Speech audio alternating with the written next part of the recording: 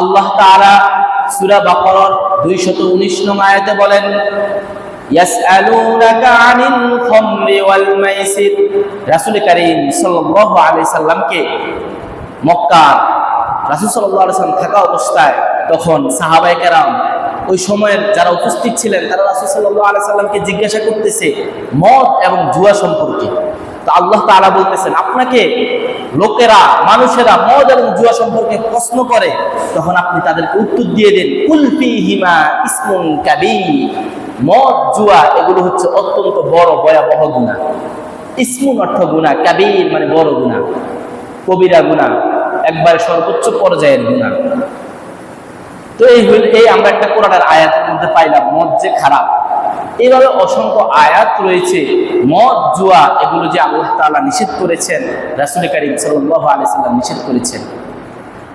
এভাবে আল্লাহ তাআলা সূরা নিসার 43 নং আয়াতে বলেন, ইয়া আইয়ুহাল্লাযীনা আমানু লা তাকরাবুস সালাতা ওয়া আনতুম সুকারা।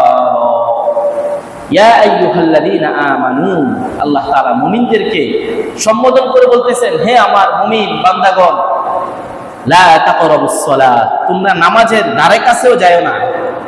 কখন? ওয়া আনতুম সুকারা, যখন তোমরা নেশাগ্রস্ত, যখন তোমরা মদ পান করে বিকারগ্রস্ত হয়ে গিয়েছো, তোমাদের মাথা ঠিক নাই, এমন খারাপ অবস্থায় তোমরা কি নামাজের ধারে কাছেও যাও না।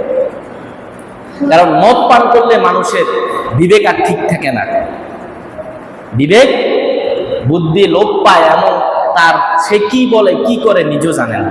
এই কারণে আল্লাহ তাআলা বলে দিচ্ছেন, তোমরা নেশাগ্রস্ত অবস্থায় নামাজের কাছেও যাও না।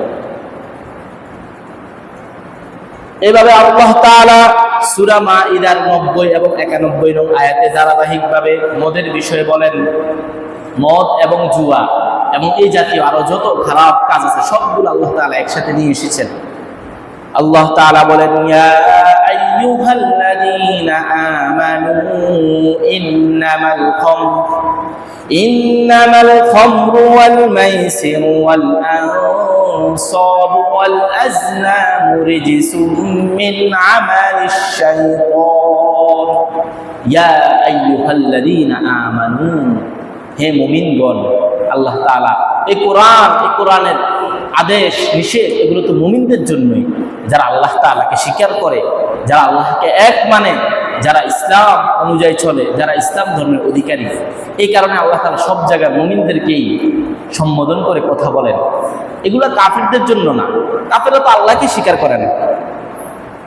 তো এই কারণে আল্লাহ তাআলা কোরআনের অসংখ্য জায়গায় মুমিন, হে মুমিনগণ, হে আমার বান্দাগণ, ইয়া আইয়ুহাল্লাযীনা আমানু